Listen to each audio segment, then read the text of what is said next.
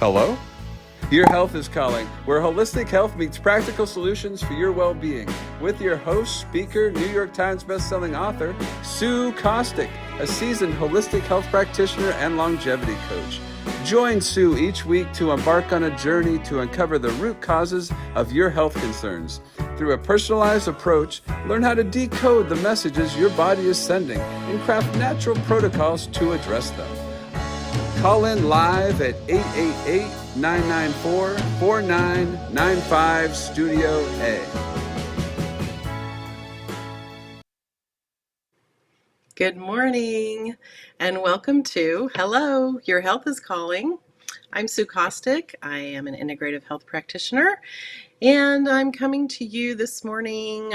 We have been journeying through what we call in the integrative health world the de-stress protocol. It was developed by Dr. Stephen Cabral, and it is a methodology that in integrative health we use to help people rebalance. And it's one of those things that is extremely helpful to people who are starting their journey, their health journey, understanding that their body is not balanced, that perhaps some disease is showing up.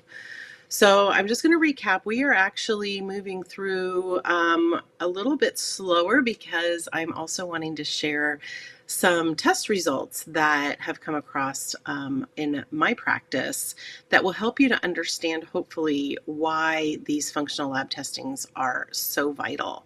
So the D in de-stress is for diet, and that's where we start first. We start with our diet, and it's not putting you on a diet. Diet is a four-letter word. We look at your diet and see where changes can be made. The rule of thumb in my practice is to eat whole food. Stay away from processed foods. If there is one thing that you wanted to do right now, today, to improve your health, is to eat whole foods. Stay away from processed foods because those processes are putting chemicals into your body that your body doesn't know what to do with. So that is the number one thing. Eat a whole food diet. Eat a diet that is robust in color, in macronutrients. And when I say macronutrients, I mean proteins, carbohydrates, and fats. All of the above. Do not eliminate one of those factors. The E is going to be exercise. And that does not necessarily mean that you need to go kill yourself in the gym for 2 hours every day. It means movement. And our bodies were made to move. So when we don't move, it causes all sorts of things to start to happen. Our muscles start to deteriorate. Our bones aren't as healthy as they used to be. So movement is extremely important in this whole protocol. And what you don't know what you don't know. So it's really important to get with someone who understands your overall health picture and understands where and what types of exercise are best for you at this moment in your health journey. So the exercise piece is really important. Again, it's not meaning that you have to be in the gym 2 hours a day. It just means that you need to move your body. You've heard if you don't move it, you lose it, and that is pretty accurate. The S of the de-stress protocol is for stress management. And that is a tricky one because we live in an extremely stressful time. I will not sit here and tell you that you can eliminate stress from your life, but you can manage it, and you can do things that are going to support your body through stressful times. And we did actually review some labs that show how your body manages stress and what your body is using up too much of those minerals. So that was a really nice educational piece for a lot of viewers because you don't understand the what your body is robbing when you are in a stressful situation. So managing your stress is super important. The T is for toxin removal, and sadly, we live in a toxic world. We are surrounded by environmental toxins, but what we put in our body is super important as well. And knowing your toxicity level is super important to your overall health. So understanding the places that you can go to lower your toxic load. And I like to think of our body as a cup or a rain barrel, as is explained in this de-stress protocol. Is we are literally a rain barrel that is just filling up. And when your body is so full of toxins, it doesn't know what to do with them.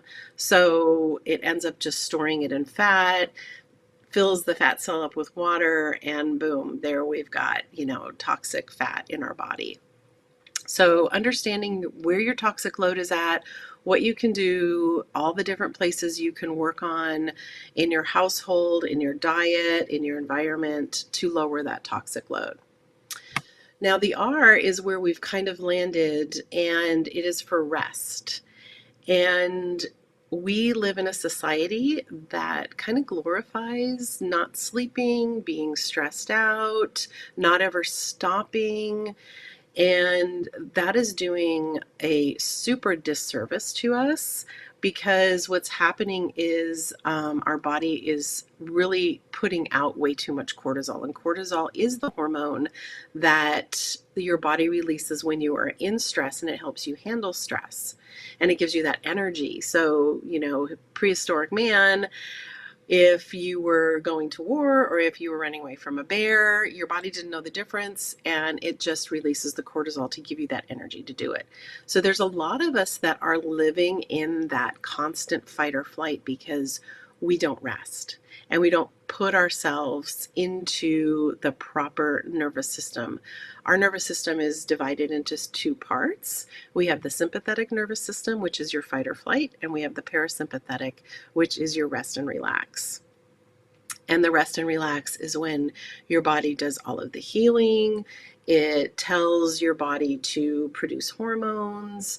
It heals. Your liver can go through all the detoxification. So if we are constantly up in that high fight or flight forever, even when we're sleeping because our brains aren't shutting down, then we are eventually going to run out of the cortisol and the hormones that help us to deal with that fight or flight situation. And we talked the last time about what can happen when we're constantly in that chronic fight or flight. And when your body is so busy producing all that cortisol and we're not ever coming down off of it, I say this over and over again, and you may as well just get used to it, but you're robbing Peter to pay Paul. And so what happens is when you are in fight or flight, your digestion slows down, your hormone production slows down, because when you're in that situation, you don't need to digest, you don't need to reproduce.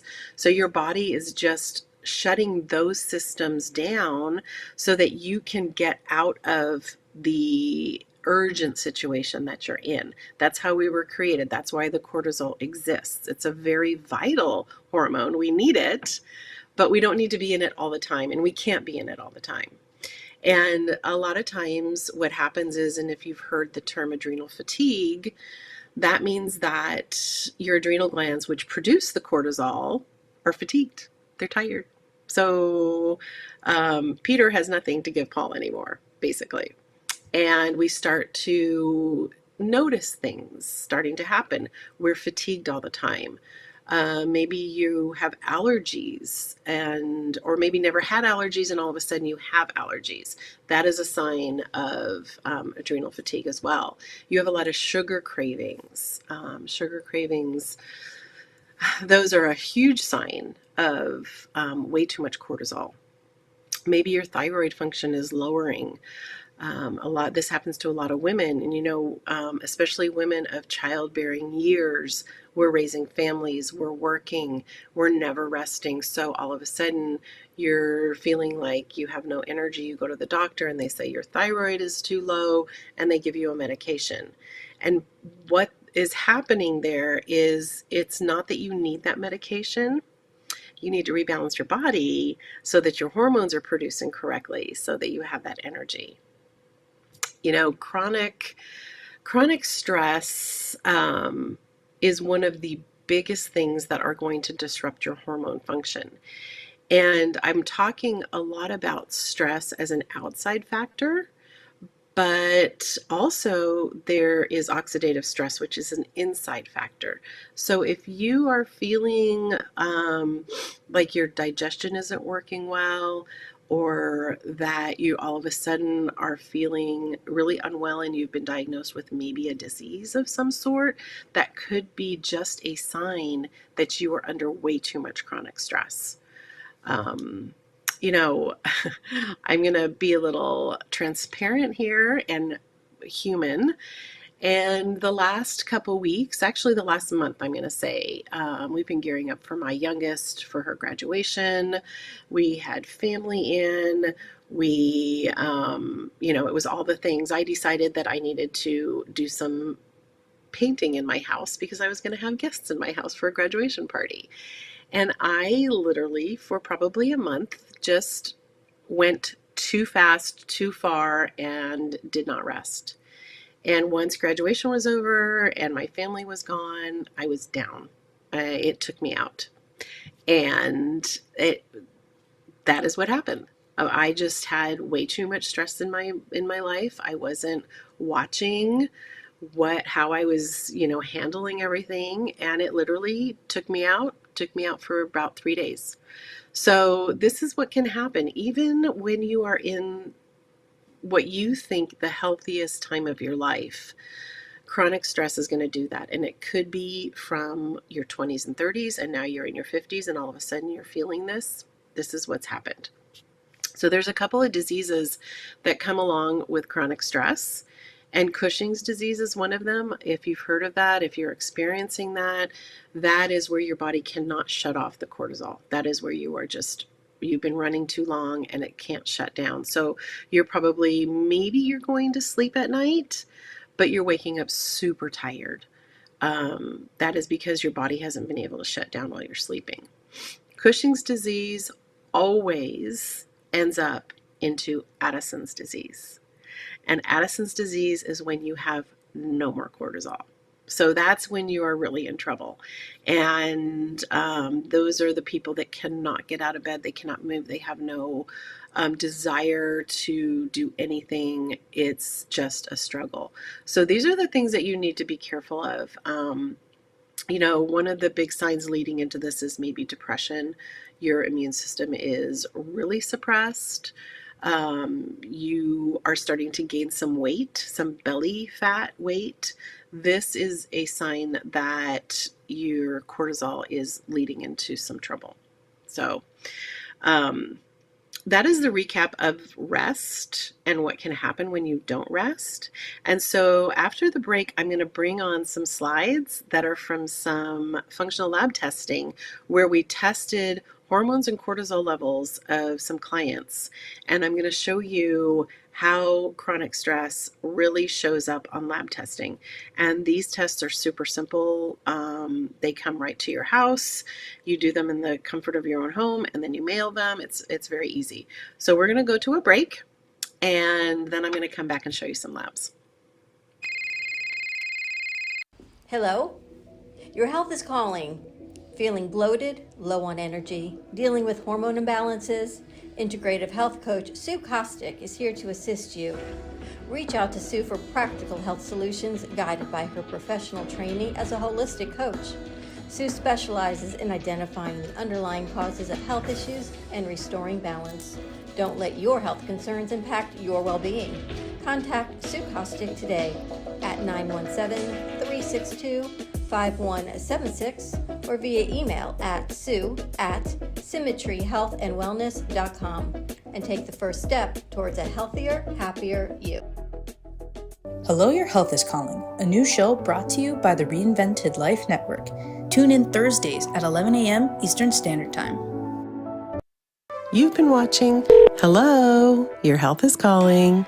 Join me as we dive into the realms of longevity, nutrition, stress management, and toxin removal, all without the use of harsh pharmaceuticals. And now, back to the show. Welcome back. So now we are going to dive into some functional lab test results of real life clients of mine. And it's going to show you how stress works on the body. So let's go to the first one. And so I've highlighted, there's in the red, you can see under the DHEAs, there's 4 cortisol tests. And this is how we do it. We test throughout the day because you can't just get a snapshot of one time. So that's even with your hormones. We need to find out how your hormones are working throughout the day, not just a one-time shot. So the first cortisol is morning, the second is noon, the third is afternoon, and the fourth is evening. So this particular client of mine, a female, very high stress, in a super high stress job, does not sleep well, starting to have some metabolic syndrome issues, lots of weight gain.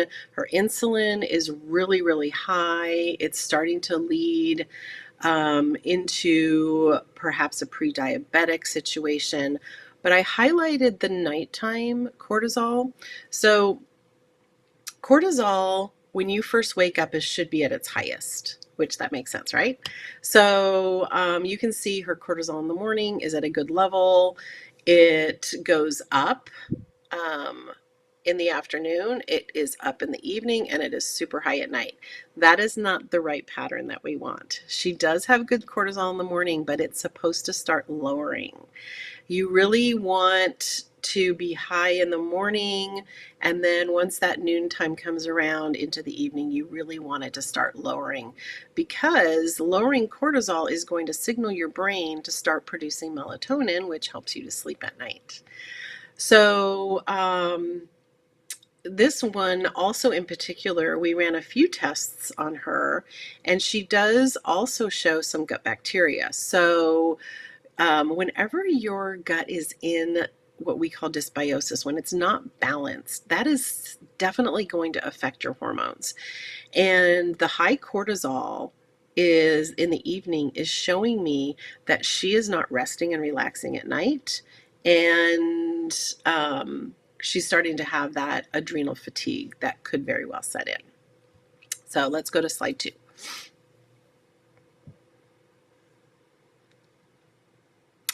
So slide 2 is,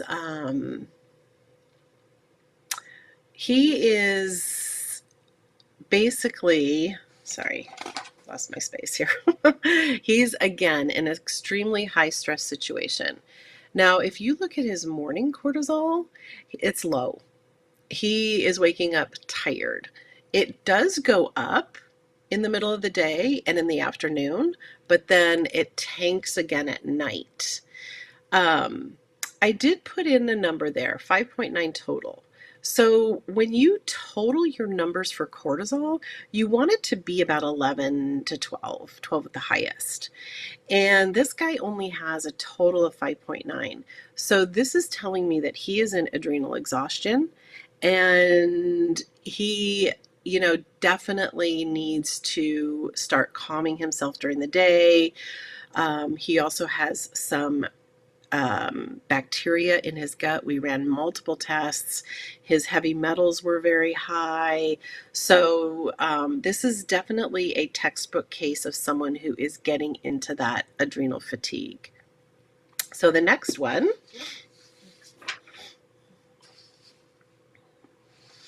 Now this gal is pretty young.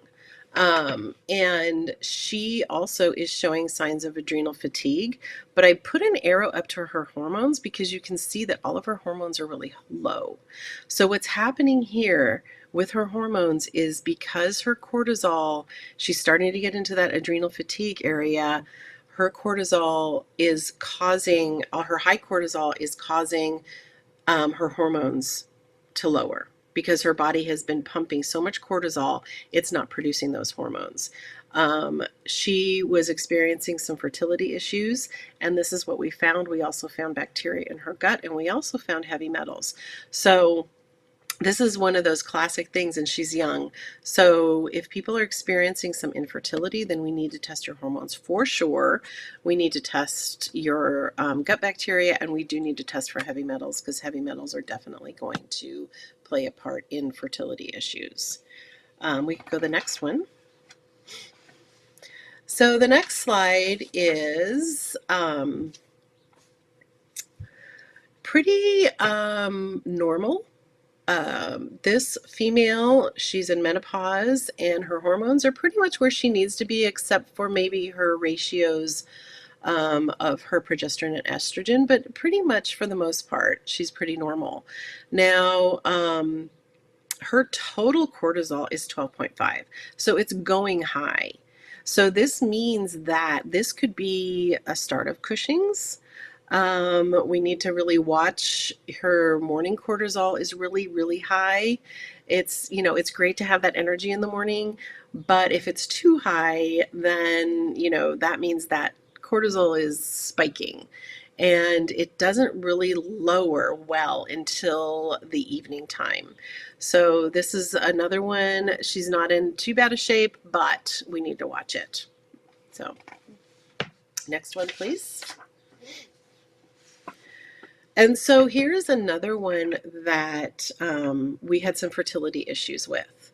Now, both her estrogen and her progesterone, they are what we call high normal. It's still in the green, but it's really going towards the yellow, and that throws the balance off. As you can see, her ratio is low. Now, her morning cortisol is super high. And then it just tanks. So it goes from, like super high down to low, and it doesn't really get any better. And she's at 11.1, so she is on her way to adrenal fatigue. So this is another one where you can see that high cortisol could be leading to some hormone disruption. And she's pretty young, so another thing to watch. High stress, very high stress. She's a business owner, and so... Okay, next one. Okay, so this is the husband of the gal that you just saw. So they came to me for fertility issues, and super, super high stress. This man, he owns businesses. They actually found mold in their house and had to move out of their house and do everything. So both of them tested very high in mold and heavy metals as well. So here you see he's at a 14.4. He is on his way to adrenal fatigue. It's affecting all of his hormones. This is just a really good sign that you can see how this, look at his morning cortisol. It is super, super high, and then it just tanks. So, the evening and the nighttime one is kind of where you want it to be, but throughout the day he has no energy. And it's definitely affecting his hormones. So we can go to the next one. And this one is a very young gal, and she was also having some fertility issues. When I picked all these, I didn't realize the fertility issues that came along with it. But so her cortisol is pretty normal, but it's high. She's at a 12.8. So this shows me that she is on her way to adrenal fatigue. If you take a look, this also affects your insulin and your blood sugar. Her insulin is high, and she is a very thin woman. So you can't just say, oh, I'm at a good weight. She's a thin, athletic woman, but her insulin is high. Her hormones are extremely out of whack. And, just by looking at her cortisol, you'd go, oh, okay, well, this looks good, but it's way too high. So this is another example of how your hormones, your cortisol is going to affect your hormones. It's going to affect your metabolic syndrome. It's going to affect your fertility. It's something that you really, really need to pay attention to. And we can go to the next one. And here's a young gal who very high chronic stress, was going through nursing school and no sleep, no rest. The 8.5 total is not good.